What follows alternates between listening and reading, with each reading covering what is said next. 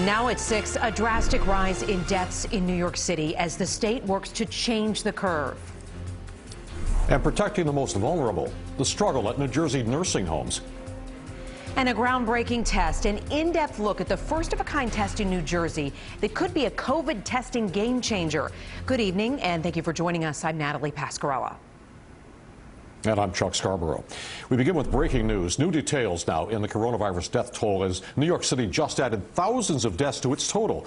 Today, the state reported 10,834 deaths. The New York City Health Department just added 3,778 probable cases. And that involves people who died but had never been tested positive for the virus. So they were presumed now to have died from it. A change of methodology changed the numbers, so it's not really quite as extreme as it may seem at first glance. But some good news in New York. For the first time, the state is reporting a drop in the amount of people in the hospital because of COVID-19 admissions, also down. And New York City is now taking testing for the virus into its own hands. Plans are in the works now for the city to distribute 50,000 COVID-19 tests per week by either buying them or making them.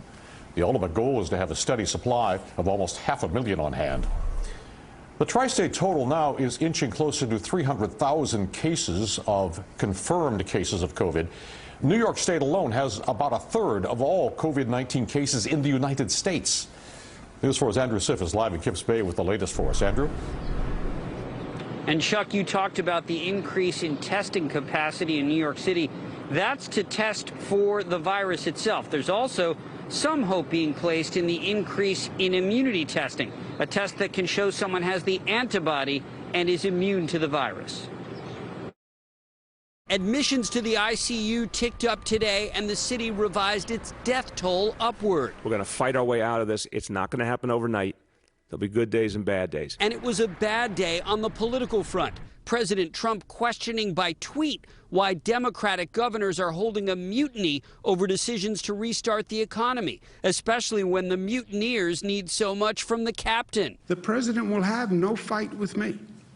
I will not engage in it. The governor continuing to urge New Yorkers to stay home and avoid a second wave of the deadly virus. I got sick with COVID in the first week of March. A fear shared by Dr. Yevgeny Perepata, an ER doc who recovered from his case. His newborn daughter got it, and so did his wife. Do you sense that we're turning the corner on this fight, or not yet? No, I think we're a little bit too soon on that one because the patients that are coming in are extremely ill still. Very, very sick, very sick. After weeks in bed, grocery store worker Ruben Luna today in line, waiting for free testing that started today in Franklin Square.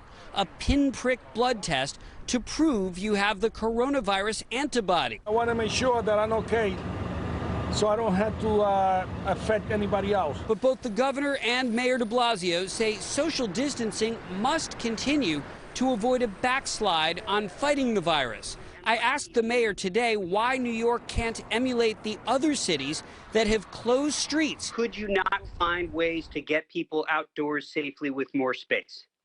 Well, yeah, I've heard the concerns and the questions from people in communities and also from the media. I asked the NYPD and Department of Transportation to analyze the Oakland plan, which is the one that was raised a few days ago. Adamantly, the answer back was, we are just profoundly different than those other cities. The answer is, I do not believe it will work, period. Likely to be a question that comes up again as the weather improves later into the spring and into the summer. We're live outside of Bellevue. Andrew Siff, News 4 New York. All right, Andrew, thank you. New Jersey has hit a new record with the largest one-day increase in cases.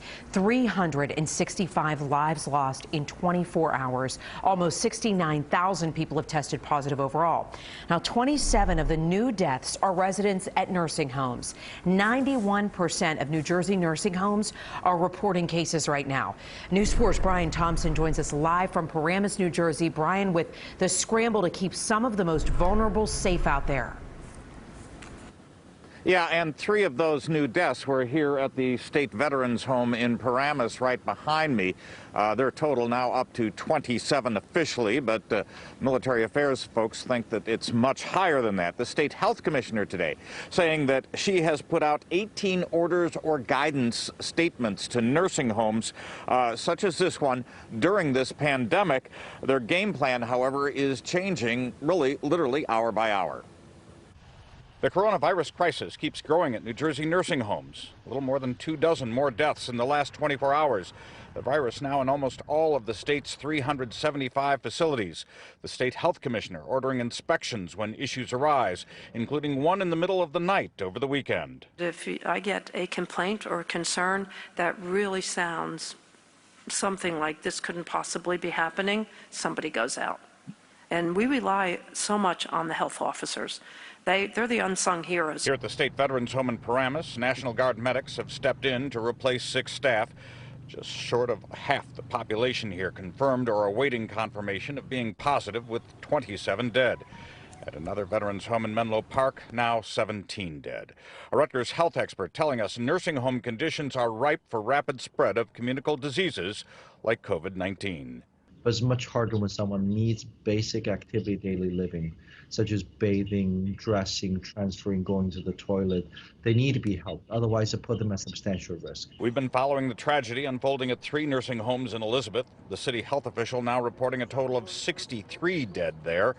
And while the evacuation of St. Joe's Senior Living in Woodbridge to another home half an hour away drew headlines last month, the state found moving people to COVID and non-COVID nursing homes was quickly eclipsed by the spread of the virus, now in roughly 10% of the state's 60,000 residents. Instead, hospitals are stepping up with hundreds of extra beds for nursing home residents. The only residents we're going to move are those that cannot be readmitted back into their original facility, or the new admissions, which will go to the 300 beds that we're identifying. Now, like New York City, there are officials in New Jersey who believe the death toll is much higher. Even here at this Paramus home run by the Department of Military and Veterans Affairs, they think the figure is at least a dozen and probably much higher than the 27 the state has put here. Elizabeth officials think that they have many more deaths there that they can attribute to coronavirus than has been admitted. When I asked the state about this last week, well, they said we just can't test every dead person, can hardly test any of them, and that's part of the conundrum that they're facing right now. Also, one other thing the governor did say today, I have to add, that he expects to make a decision on whether schools can reopen in this school year by the end of this week. Live in Paramus, Brian Thompson, News 4 New York. All right, Brian, thank you. In Connecticut, Governor Ned Lamont announced today the state will not be reopening until at least May 20th. May 20th, we're going to have a lot of our testing in place by then. We'll have a lot more of the PPE, the protective gear, and that will give us a lot stronger indication about who and when and how people can start getting to work. And here are the latest numbers out of Connecticut. The state now has nearly 14,000 confirmed cases of coronavirus, 608 more than yesterday.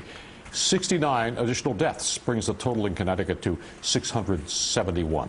Well, Chuck, as New York continues to be on pause longer, the lines keep getting longer for food. A month without a paycheck makes putting food on the table so much more difficult. People lined up around the block for meals here at a school in Corona, Queens. You see that line there? News 4's Rana Novini shows us the struggle to help those in need. You'll notice signs like these all around Long Island City. It's a list of restaurants giving out free food, and they're getting paid to do it. At Bella Via restaurant in Long Island City, while keeping up with takeout and delivery orders, they're also turning out free meals, 75 of them every weekday. They're thanking me for being here. I'm thanking them for keeping me alive, you know. Bella Via is one of 9 LIC restaurants getting paid to give out free meals. The nonprofit paying them, LIC Food Relief. They also have a food pantry and what's supposed to be an art gallery where families can pick up food. Kelly Craig and Patrick Thompson are the co-founders. We have a grab-and-go model Monday through Friday with 9 participating restaurants. Our goal isn't just to feed people. It is that, number one. but we also want to keep these restaurants in business because they are doing an incredible service to the entirety of our neighborhood. And the service is deeply needed as food insecurity grows during the pandemic. In Corona, Queens, long lines of people waiting for food.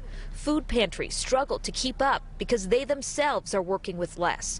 But still, the need grows. It's been very hard. It's been hard finding a job. It's giving back to your community because we starving out here. At City Harvest's food rescue facility in Long Island City, volunteers are repacking food into individual bags. But getting the food to those in need is an issue.